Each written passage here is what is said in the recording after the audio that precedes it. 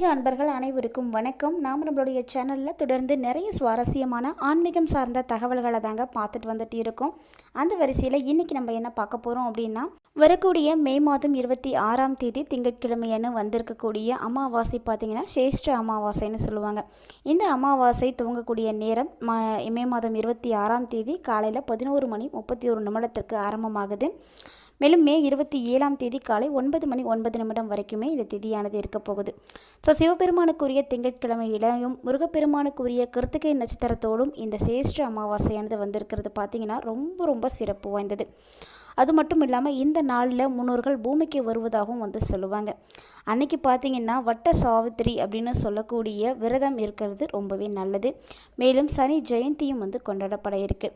So இந்த நாளில் பிரம்ம முகூர்த்தத்தில் நீங்கள் எழுந்து புனித நதிகளில் நீராடி தியானம் செய்கிறது ரொம்பவே நல்லது.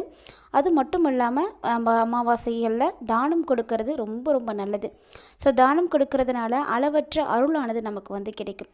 அது இல்லாமல் இந்த சேஷ்ட அமாவாசை அப்படின்றது முன்னோர்கள் பூமிக்கு வரக்கூடிய ஒரு நாள் அப்படின்றதுனால அன்றைய தினம் பித்ருக்களுக்கு பூஜை செய்கிறதோ அல்லது பித்ரு தோஷ சாந்தி செய்கிறதோ ரொம்பவே முக்கியமானது. ஸோ இந்த நாளில் செய்யக்கூடிய தர்ப்பணம் பித்ரு பூஜை இதனால் முன்னோர்களுடைய ஆன்மா சாந்தி அடையுமா. ஸோ முன்னோர்களுடைய ஆன்மா நம்மளை வந்து வாழ்த்தக்கூடிய அளவுக்கு நமக்கு அருள் கிடைக்கும். ஸோ அவங்க நமக்கு வாழ்த்தும் பொழுது நமக்கு இருக்கக்கூடிய பித்ருதோஷ பாதிப்புகள் எல்லாமே குறைந்து துன்பங்கள் நீங்கிறதுக்கு ஆரம்பிக்கும். ஸோ சேஷ்ட அமாவாசையில் ரொம்பவே அற்புதமான ஒரு பலன்கள் எல்லாம் கிடைக்க இருக்குது. அதுவும் சேஷ்ட அமாவாசை அன்னைக்கு சந்திரன் ரிஷபராசியில் உச்சத்தில் இருப்பார். சூரியனும் புதனும் பார்த்திங்கன்னா கிரகங்களும் ரிஷபராசியில் தான் இருக்க போகிறாங்க. அதாவது பார்த்திங்கன்னா கிரகங்களுடைய ராஜா ராணி மற்றும் இளவரசர் இந்த 3 பேருமே ஒரே ராசியில் தான் இருக்க போகிறாங்க. மேலும் இதெல்லாம் பார்த்திங்கன்னா திருமண வாழ்க்கைக்கு ரொம்பவே உகந்ததாக வந்து இருக்கும். சூரியன் மற்றும் புதன் இதெல்லாம் இணையறதுனால பொது ஆதித்ய யோகமும் வந்து ஏற்படும். சந்திரனை தவிர சுக்கிரனும் மீனத்திலேயே உச்சத்தில் இருந்து இருப்பார். ஸோ குரு சந்திரனை இருந்து 2ஆம் வீட்டில் இருக்கிறதுனால சொன்பா யோகமும் வந்து இருக்குது. அதே போல் சனி ஜெயந்தி சனி கிரகம் 30 ஆண்டுகளுக்கு பிறகு குருவினுடைய ராசியான மீனத்தில் வந்து இருக்க போகுது. இது எல்லாமே பார்த்திங்கன்னா ஒரு சிறப்பான அம்சமாகவே வந்து இருக்க போகுது. இது எல்லாமே வரக்கூடிய மே 26ஆம் தேதி அன்றைக்கி தாங்க இருக்குது. ஸோ இந்த நாள் பார்த்திங்கன்னா ரொம்ப அதி அற்புதமான ஒரு அமாவாசை அப்படின்னு சொல்லலாம். கண்டிப்பாக அமாவாசையை மிஸ் பண்ணாமல் வந்து வழிபாடு செய்யுங்க. இவ்வளவு சிறப்புமிக்க அமாவாசைக்கு அப்புறமா நிகழக்கூடிய கிரக மாற்றங்களானது கட்டாயமாக ரிஷபராசினியர்களுடைய வாழ்க்கையிலையும் நல்ல ஒரு மாற்றங்களை தாங்க ஏற்படுத்தி கொடுக்கும். ஸோ என்ன மாதிரியான பலன்கள் எல்லாம் ரிஷபராசினியர்களுக்கு கிடைக்க போகுது அப்படின்றத நம்ம தொடர்ந்து பார்க்க இருக்கோம். மேலும் இந்த மாதம் உங்களுக்கு சிறப்பாக இருக்க செய்யக்கூடிய எளிமையான வழிபாட்டு முறைகளும் வந்து இந்த பதிவில் இருக்கிறதுனால வீடியோ எங்கேயுமே முழுமையாக பார்த்து பயன்பெறுங்க. ஸோ ரிஷபராசி நண்பர்களுக்கு பார்த்திங்கன்னா இந்த காலகட்டங்கள் ரொம்பவே அருமையாக இருக்குது. அதுவும் அமாவாசைக்கு அப்புறமா பார்த்திங்கன்னா உங்களுக்கு பணத்துக்கெல்லாம் எந்த பிரச்சனையுமே இருக்காது. ஏன்னா பணவரவு அதிகரிக்க ஆரம்பிக்க போகுது. வீட்டில் இருக்கக்கூடியவங்களாலும் சரி அக்கம் பக்கத்தில் இருக்கக்கூடியவங்களாலும் சரிங்க ரிஷபராசி நேயர்களே உங்களுக்கு சின்ன பிரச்சனைகள் அப்படிங்கிறது வரத்தான் செய்யும். ஸோ அதெல்லாம் நீங்கள் பொறுமையாக இருந்தால் தான் ஹேண்டில் பண்ணணும். பொறுமையாக இருக்கிறது ரொம்ப அவசியமானது. இந்த டைமில் உங்களுக்கு ராகு ரொம்பவே சாதகமாக இருக்கிறாரு. அதனால் பார்த்திங்கன்னா உங்களுக்கு எந்த ப்ராப்ளமுமே ஏற்படாது. ஏன்னா எவ்வளோ பெரிய பிரச்சனை வந்தாலுமே அதை சமாளிக்கக்கூடிய மன உறுதி உங்ககிட்ட வந்து அதிகமாகுமே தவிர எப்போதும் எதையும் பார்த்து நீங்கள் பயந்தோ ஒதுங்கியோ வந்து போக வேண்டிய அவசியமே கிடையாது. ஸோ இந்த டைமில் உங்களுக்கு சுக்கிரனும் பார்த்திங்கன்னா கூட சாதகமாக இருக்கிறார். இதெல்லாம் வந்து ரொம்ப ப்ளஸ் பாயிண்ட் அப்படின்னு சொல்லலாம். ஏன்னா சுக்கிரனும் சாதகமாக இருக்கும் பொழுது உங்களுக்கு புதுசாக ஆடை ஆபரணங்களுடைய சேர்க்கைகள்லாம் இருக்குது. அழகு ஆடம்பரம் செல்வாக்கு இது எல்லாத்துக்கும் அதிபதியாக இருக்கக்கூடிய சுக்கிரன் உங்களுக்கு சாதகமாக இருக்கும் பொழுது ரொம்ப நல்ல பலன்கள் கிடைக்கும். அதோடு பார்த்திங்கன்னா இந்த காலகட்டங்களில் உங்களுக்கு அடுத்தடுத்து நல்ல விஷயங்கள் ஏதாவது வந்து நடந்துகிட்டே தாங்க இருக்கும். அதுவும் பார்த்திங்கன்னா வைகாசி மாதம் 15ஆம் தேதிக்குள்ளே எந்த ஒரு விஷயம் நீங்கள் செய்யணும்னு நினைக்கிறீங்களோ அதுவும் நல்ல விஷயம் செய்யணும்னு நினைக்கிறீங்களோ அதெல்லாம் செஞ்சு முடிச்சிடுங்க. ஏன் அப்படின்னா இந்த டைமில் உங்களுக்கு பின்னாடி ஒரு சில பிரச்சனைகளை வந்து நீங்கள் எதிர்கொள்ள வேண்டிய சூழ்நிலைகள் எல்லாம் உருவாக போகுது. அதனால் முன்னாடியே நீங்கள் வந்து எச்சரிக்கையாக இருந்துக்கிறது ரொம்பவே நல்லது அப்படின்னு சொல்லலாம். அதாவது உங்களுக்கு மாதத்தினுடைய பிற்பாதியில் எப்படி இருக்கும்னா கொஞ்சம் மந்தமான போக்கு தான் வந்து காணப்படுது. அதனால் எந்த வேலையுமே உங்களால் வந்து உடனடியாக வந்து வெற்றிகரமாக நடத்தி முடிக்க முடியும் அப்படின்னு சொல்லவே முடியாது. ஸோ அதுக்காக நீங்கள் அப்போ சிரமப்படுறதுக்கு பதிலாக முன்னாடியே செஞ்சு முடிக்கிறது ரொம்ப நல்லது தாங்க. அதனால் கண்டிப்பாக முன்னாடியே வந்து முடிச்சுக்கோங்க. ஏன்னா உங்களுக்கு அடுத்தடுத்து செய்யக்கூடிய விஷயங்களில் உடனடியான வெற்றிகள் தான் கிடைக்காதே தவிர ஆனால் வேறு எந்த வகையிலையும் பிரச்சனை ஏற்படாது. ஸோ அதனால் பயப்பட தேவையில்லை.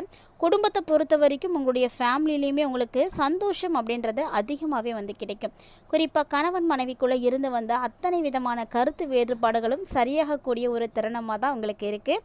மேலும் சொல்லப்போன ரிஷபராசி நேயர்களுக்கு வரக்கூடிய நாட்களில் சுப செலவுகள் அப்படின்றது அதிகமாகவே வந்து இருக்கும். மேலும் இந்த காலகட்டங்களில் நீங்கள் போகக்கூடிய நீண்ட தூர பயணங்களானது நல்லபடியாக முடியறதுக்கு வாய்ப்பு இருக்குங்க. ஏன் சொல்லப்போனால் நேரங்காலம்லாம் பார்க்காம நீங்கள் வந்து வேலை செய்ய வேண்டி இருக்குங்க. நல்லா உழைக்க வேண்டி இருக்கும். நீங்கள் எந்த வேலை செய்கிறீங்களோ, எந்த வேலைகளை நீங்களே வந்து செய்துக்கணும் அப்படின்னு நினைக்கிறீங்களோ அது எல்லாமே உங்களுக்கு நல்லது தான். ஸோ யாரையுமே நம்பி எப்போதும் எந்த வேலையும் ஒப்படைக்காதீங்க. முடிஞ்ச அளவுக்கு எல்லாமே வந்து நீங்களே செய்கிறதுக்கு பார்த்தீங்க அப்படின்னா உங்களுக்கு எல்லாமே வந்து நிறைய ஆதாயம் வந்து கிடைக்கும். அதிகாரிகள்கிட்ட பேசுகிறீங்க அப்படின்னா கொஞ்சம் பொறுமையாக வந்து பேசுங்க. அவங்கள்ட்ட வந்து எந்த மாதிரி பேசுனா நம்மளுடைய காரியத்தை சாதிக்க முடியுமோ அப்படி வந்து பேசணும். எல்லாருக்கிட்டையுமே வந்து கோபப்பட்டோ அதிகாரத்தை வந்து செலுத்துகிறோம் அப்படின்னாலுமே அதெல்லாம் வந்து ரொம்ப ரொம்ப கெட்ட பழக்கம்.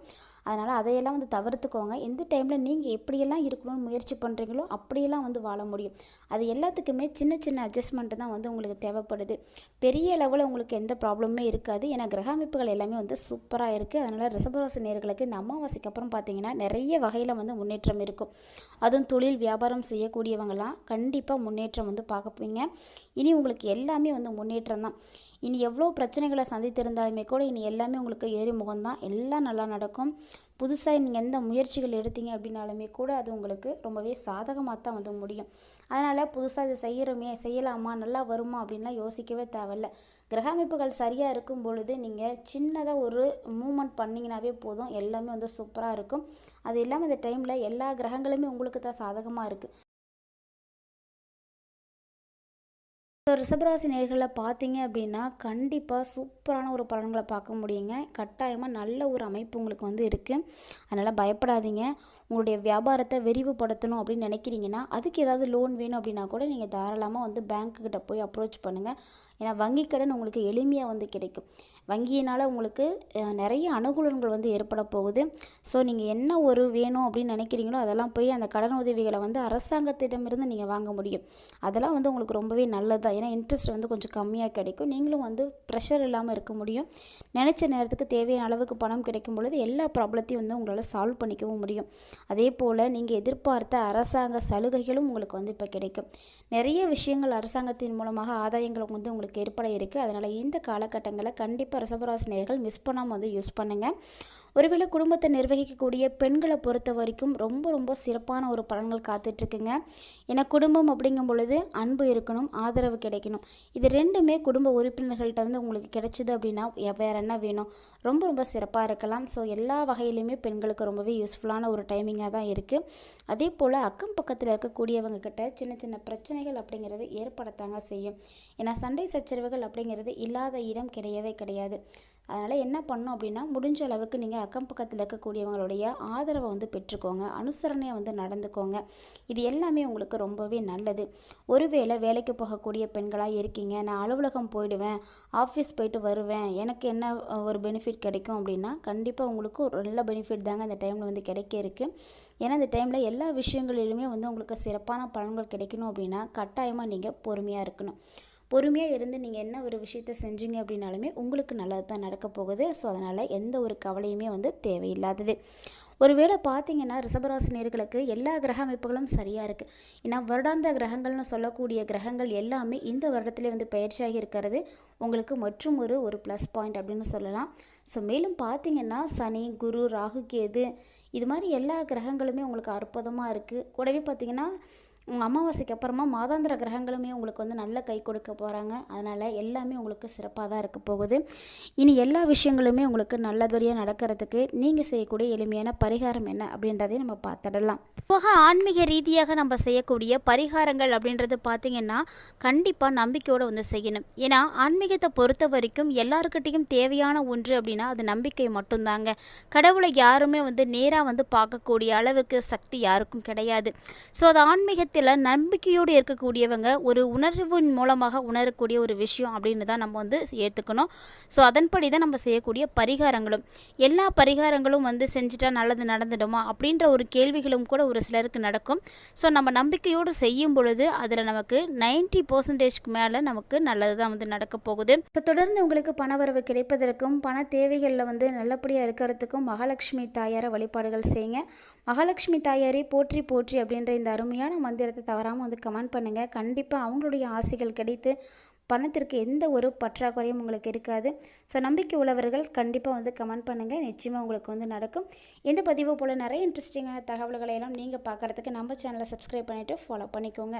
இது போல் சுவாரஸ்யமான ஆன்மீகம் சார்ந்த தகவல்களோட மற்றொரு தலைப்பில் சந்திக்கலாம்.